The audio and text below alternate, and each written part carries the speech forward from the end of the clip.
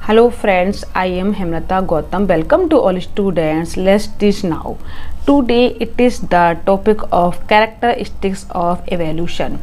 तो फ्रेंड्स आज मैं आपको कैरेक्टरिस्टिक्स ऑफ एवोल्यूशन अर्थात मूल्यांकन की विशेषताओं के बारे में बताने जा रही हूँ।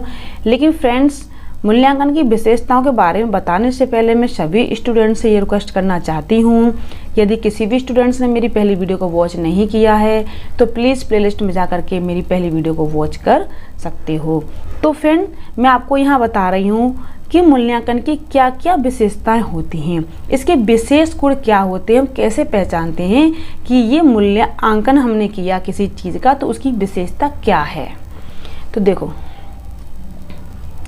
आप सभी को पता है कि मैं हमेशा एक सर्कल के माध्यम से आपको हमेशा अंडरस्टैंड करती हूँ। और फ्रेंड देखो आज भी आपको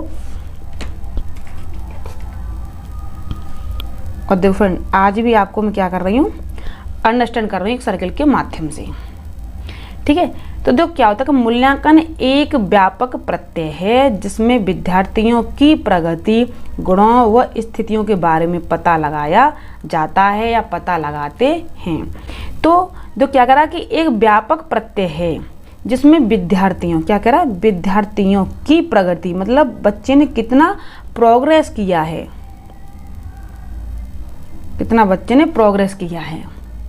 और उसके क्या गुण हैं, क्या बच्चे की क्वालिटी है, और क्या उसकी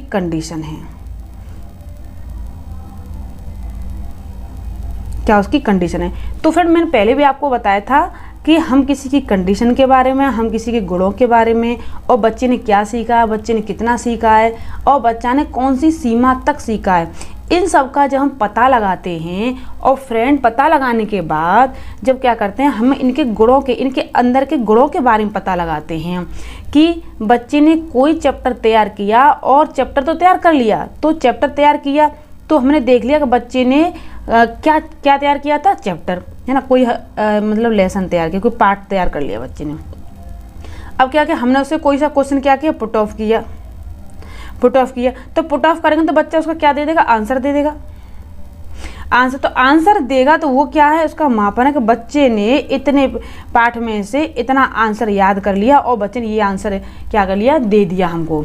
ठीक है, आंसर बच्चे ने अब दे दिया तो अब इस आंसर को क्या करेंगे, जब हम एग्जाम में कोई क्वेश्चन रखते हैं और बच्चा को याद रहता है जब तक, है ना, और बच्चा इस क्वेश्चन का जब कोई आंसर कर लेता है तो उसके गुणों का क्या होता है फ्रेंड, मूल्यांकन हो जाता है। मापन करके क्या करते हैं, मूल्यांकन कर लेते हैं तो उसकी क्या होता है, वैल्यू बढ़ जाती है। तो फ्रेंड जहाँ पर गुणों का देखो मैंने आपको पहले बताया था कि जब मापन करते हैं तो वहाँ अंक को ज़्यादातर विशेष बताया गया है, और फ्रेंड मूल्यांकन में गुणों को विशेष बताया गया, किसी की गुणों को मतलब किसी बच्चा क्या सीख रहा है, बच्चे की मेंटलिटी क्या है, बच्चे की इंटेलिजेंसी क्या है, तो फिर उसके गुणों का पता लगाना, बच्चे की स्थिति का पता लगाना, बच्चे ने क्या सीखा, बच्चे ने कहाँ तक सीखा, बच्चे ने कौन सी सीमा तक सीखा, इनके गुणों का पता लगाना, तो फिर ये क्या होता है, हमारा मूल्यांकन होता है। तो फिर मैं आपको आगे बता रही हूँ। अब यहाँ कह रहा है कि जो बच्चे गुण होते हैं क्या होते हैं, गुणात्मक और सामाजिक, है ना, प्रेरणात्मक और विकासात्मक, है ना, निदानात्मक और त्रुटियों की पहचान करना। ये सब क्या बच्चे के अंदर होता है कि सामाजिक गुण उसमें कैसे हैं, है ना, और उसके अंदर वो त्रुटियां कितनी कर रहा है ना, गुण कैसे हैं, विकास कैसा कर रहा है, तो ये सब क्या फ्रेंड हमारा मूल्यांकन है। अब क्या करते हैं, इस मूल्यांकन का हम उपचारात्मक कर लेते हैं, मतलब उपचार कर लेते हैं, मतलब बच्चे की त्रुटियां होती हैं उनका हम उपचार करते हैं, उनका निदान करते हैं। कैसे कि बच्चा गलती करता है तो हम उसके लिए पहले क्या करते हैं, पहले एग्जाम बनाते हैं, उसमें बहुत सारे क्वेश्चन पुट अप करते हैं, इजी भी होता है, कुछ कैसे होते हैं, डिफिकल्ट भी होते हैं। तो बच्चा कितना कर रहा है उसे स्कोर के अकॉर्डिंग लगाते हैं, और उसने उसमें से कितनी चीज़ों को वैल्यूएशन में रखा। बच्चे को पहले कर लिया, अंक आए तो बेटा वो तो क्या हो गया, मापन हो गया। ठीक है, अब ये मापन करने के बाद उन मापनों को क्या करते हैं, हम उसकी वैल्यूएशन देखते हैं, उसके गुणों की विशेषता लगाते हैं कि बच्चे के अंक इतने अवेलेबल हैं, बच्चे ने इतनी चीज़ें प्राप्त की हैं, बच्चे को इतना याद है, बच्चे ने ऐसे आंसर दिया है, इस तरीके से बच्चे ने एग्जाम किया है। तो फ्रेंड ये क्या हो जाता है, उसका मूल्यांकन करना है कि मूल्यांकन हमेशा अधिगम शिक्षण परिणामों, ठीक है, परिणामों को परिणात्मक एवं गुणात्मक दोनों तरीकों से प्रस्तुत कर सकते हैं। कैसे कर सकते हैं, देखो परिणात्मक का मतलब क्या होता है, और देखो फ्रेंड गुणात्मक का मतलब क्या होता है कि वो इसका परिणाम क्या आया, उसका रिजल्ट क्या आया है, RESULT, उसका रिजल्ट क्या आया है, उसका रिजल्ट क्या आया, ठीक है फ्रेंड। तो उसका रिजल्ट क्या आया है, तो ये क्या उसका परिणाम, बच्चे ने कितना सीखा, बच्चा ने कहाँ तक सीखा, बच्चे की सीमा क्या थी, तो फ्रेंड ये क्या है, एक परिणाम है। अब क्या रहेगा गुणों, तो गुणों वही बच्चे की कैसी स्थिति है, बच्चे के कैसे गुण हैं, उसकी क्या क्या विशेषताएं, बच्चे के तरीके कैसे हैं, बच्चे की मेंटलिटी कैसी है, बच्चे की IQ कैसी है, तो फिर ये सब गुणों में आ जाते हैं। तो दोनों तरीके से क्या कर सकते हैं, हम मूल्यांकन को प्रस्तुत कर सकते हैं। अब देखो बालकों की व्यक्तिगत विभिन्नताओं का पता चलता है, क्या लगता है कि व्यक्तिगत विभिन्नता, बच्चे की वास्तविक व्यक्तिगत विभिन्नताएं क्या हैं उनका हम पता लगाते हैं। मूल्यांकन से छात्रों का वर्गीकरण किया जाता है, क्या किया जाता है, वर्गीकरण किया जाता है मूल्यांकन करने से कि छात्र हमारा इतना क्या है, इंटेलिजेंट है,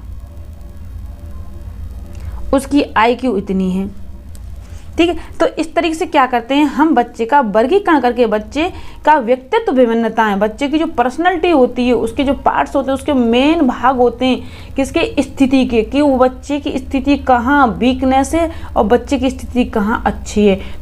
तो ये सब चीज़ का पता केवल हम मूल्य आंकन करके ही लगा सकते हैं। मूल्य का मतलब होता है उसकी स्थिति का पता लगाना, उसके गुणों का पता लगाना, उसकी विशेषताओं का पता लगाना, ठीक है, उसने कितना प्रोग्रेस किया, उसने कहाँ तक सीखा, कितनी सीमा तक सीखा है। तो फ्रेंड ये सब हमारा किस में आ जाता है, मूल्यांकन में आ जाता है। अब आगे देखो फ्रेंड, मैं आपको बता रही हूँ, देखो मूल्यांकन का मैंने एक सर्किल बनाया, वैसे मेरे को ड्राइंग तो नहीं आती है, लेकिन फिर भी मैं कोशिश करके, ये तो बहुत ईजी है तो मैंने ऐसे ही बना दिया ऐसे, ठीक है। तो ये कैसे करते हैं, देखो सीखने का अनुभव है ना, तो सीखने का अनुभव क्या होता है कि जब भी बच्चे को हम सिखाते हैं तो उसको तो धीमे धीमे धीमे धीमे धीमे धीमे उसके अनुभव को क्या करते हैं, हम बढ़ाते हैं, गेनिंग करते हैं, क्या करते हैं, गेनिंग करते हैं, ठीक है। अब देखो व्यवहार में परिवर्तन, बच्चे के क्या करते हैं, व्यवहार में परिवर्तन भी करते हैं, कि जैसे बच्चा है किसी गांव का, पता नहीं कैसे बोलता है ना स्कूल में, तो उसके व्यवहार में हम धीमे धीमे क्या लगाते हैं, परिवर्तन लगाते हैं। हम बोलते हैं यार वाज, तो गाँव में सिखाएंगे वाज, है ना, बाज सिखाएंगे बच्चे को, और हम सिखाएंगे वॉज, वॉज बोलते हैं बेटा ऐसे। तो इस तरह की लैंग्वेज में क्या आता है, इसमें एक डिफरेंस आ जाता है फ्रेंड, क्या आता है, डिफरेंस आ जाता है। तो यही होता है उनके क्या व्यवहार में परिवर्तन लाना, किस तरीके की लैंग्वेज में उसके परिवर्तन ला रहे हैं, उनके जीवन में कैसे परिवर्तन लाने, उनके प्रोग्रेस में कैसे परिवर्तन लाने, कितनी सीमा तक सीख रहे हैं, तो ये सब का पता केवल मूल्यांकन प्रक्रिया के द्वारा ही हमें लगता है। ब्लूम ने बताया कि मूल्यांकन शिक्षण उद्देश्य सीखने के अनुभव और व्यवहार में परिवर्तन है। ये किसने बताया था, ब्लूम ने बताया था फ्रेंड। मूल्यांकन शिक्षण प्रक्रिया का एक अभिन्न अंग है। इस तरह प्रक्रिया में शिक्षण और परीक्षण साथ साथ संपादन किए जाते हैं।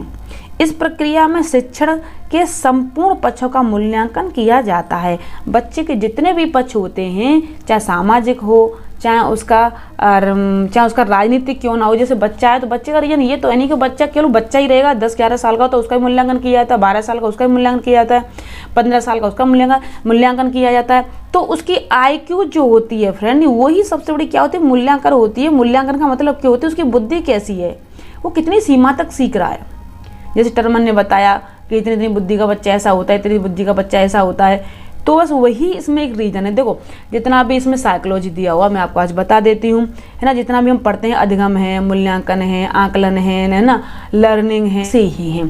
इनमें क्या है, थोड़ा सा केवल डिफरेंस है, बस अपने माइंड को अंडरस्टैंड करने का, हम किस तरीके से, किस राइटर ने क्या बोला है, ठीक है। जैसे पावलाव ने क्या बोला है, स्किनर ने क्या बोला है, थॉर्नडाइक ने क्या बोला है, तो बस उनकी बातों को याद रखना है। इन इतनी प्रेस लाइटें तुम्हें माइंड पे याद नहीं करना है कि एग्जाम आ रहा है और हमें इस चीज़ को रटना है, रटना नहीं है। एक पेज ले लो मेरी तरह, ठीक है, उसमें सर्कल बनाओ और ये बताओ कि थॉर्नडाइक ने ये बोला था, ठीक है, स्किनर ने ये बोला था, पावलाव ने ये बोला था, कोफका ने ये बोला था, गेस्टलवाद ने ये बोला था, है ना। इस तरीके से आपको सर्कल बाई सर्कल याद करते जाओ, सर्कल बनाते जाओ, उसमें मेन पॉइंट लिखते जाओ और एक दीवार पे जाके इनको लगा लो। आपको अच्छी तरीके से बिल्कुल याद होते हैं, क्योंकि सुबह उठो जैसे गॉड की प्रे करते हैं, जैसे 2 बार उन पर निगाह जरूर डालो कि हमें इस तरीके से इनको याद करना है। भाई मेरा तो टारगेट यही है और मैं अपना खुद का एक्सपीरियंस बता रही हूँ। जब भी मैंने MA किया था एजुकेशन थे, तब भी मैंने ऐसे ही सारी पढ़ाई कंटेस्ट की थी तो फ्रेंड मैंने अपनी पढ़ाई को ऐसे ही कंटिन्यू रखा था। और जब भी मैंने इंग्लिश से MA किया, एजुकेशन से MA किया, तो मैं सारी पढ़ाई को अपना ऐसे ही कंटिन्यू किया और इसके साथ साथ फ्रेंड मैंने जॉब भी की है। तो मैंने काफ़ी मेहनत की अपनी लाइफ में। तो बस मैं अपना एक एक्सपीरियंस आपको बता रही हूँ कि आपको इसी तरीके से क्या करनी है, मेहनत करनी है। तो देखो फ्रेंड, मैं आपको आगे बता रही हूँ कि इस प्रक्रिया में शिक्षण के संपूर्ण पक्षों का मूल्यांकन किया जाता है। ब्लूम ने मूल्यांकन प्रक्रिया को एक त्रिध्रुवीय प्रक्रिया के रूप में प्रस्तुत किया। क्यों त्रिध्रुवीय प्रक्रिया के रूप में उसने ब्लूम ने प्रस्तुत किया था? क्योंकि बताया था सबसे पहले हम क्या करते हैं, बच्चे के व्यवहार में परिवर्तन लाते हैं, बच्चे को धीमे धीमे सिखाते हैं और सिखाने के बाद तब हम शिक्षा के उसके उद्देश्यों को बताते हैं। ठीक है, अब इनका एक मेन जो रीजन होता है, मैं एक अलग से वीडियो बनाऊंगी शिक्षा के ऊपर, तब मैं आपको फिर बताऊंगी कि शिक्षा क्या है। ठीक है, ये और एक वीडियो बना दूंगी। जो फ्रेंड मैंने BA फर्स्ट ईयर में पढ़ा था, शिक्षा क्या है, शिक्षा के उद्देश्य क्या है, शिक्षा के प्रकार क्या है, शिक्षा का महत्व क्या है, तो ये सब उसमें आ जाता है आपके एजुकेशन में। ठीक है, तो मैंने एजुकेशन से BA भी किया और MA भी किया, और मैंने इंग्लिश से तो पता है कि MA भी किया है, और मतलब ऐसी अपनी जैसी थी अब ऐसी उस तरीके से मेहनत की थी पढ़ाई में।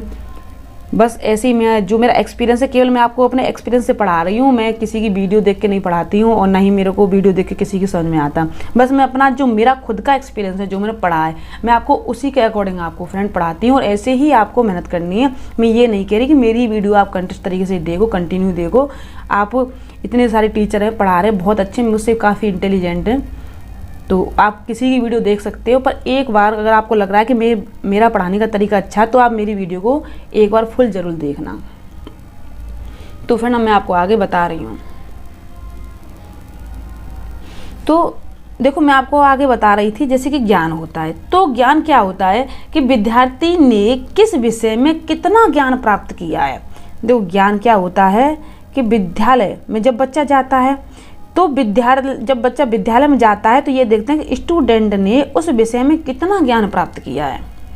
अब देखो, बोध क्या होता है आपको बता देती हूँ मैं। बोध क्या होता है? बोध का तात्पर्य होता है कि विद्यार्थी सीखी हुई सामग्री को, है ना, कितनी प्रकार से व्याख्या करने की क्षमता रखता है। मतलब बोध मान होता है कि उसको कितनी नॉलेज है।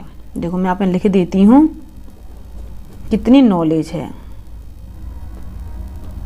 कितनी नॉलेज रखता है ना किसी चीज को सॉल्व करने की,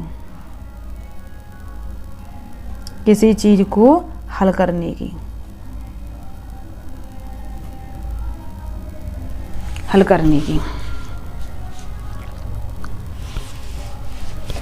ठीक है फ्रेंड। क्या बोध है? बोध का मतलब होता है, मैंने आपको बताया था कि बच्चे में कितनी क्षमता है किसी चीज को हल करने की। ठीक है, अब देखो फ्रेंड, सूचना क्या होती है, सूचना बता रही हूँ। सूचना क्या होती है? देखो, सूचना क्या होती है कि सूचना का एक संकलन होता है कि जैसे कि सूचना बहुत सारी इकट्ठी कर लेता है पहले स्टूडेंट अपने माइंड में, मतलब बहुत सारी बातें इकट्ठी कर लेता है और उसका क्या करता है, फिर वो अध्ययन करता है। यही होती है फ्रेंड केवल सूचनाएं।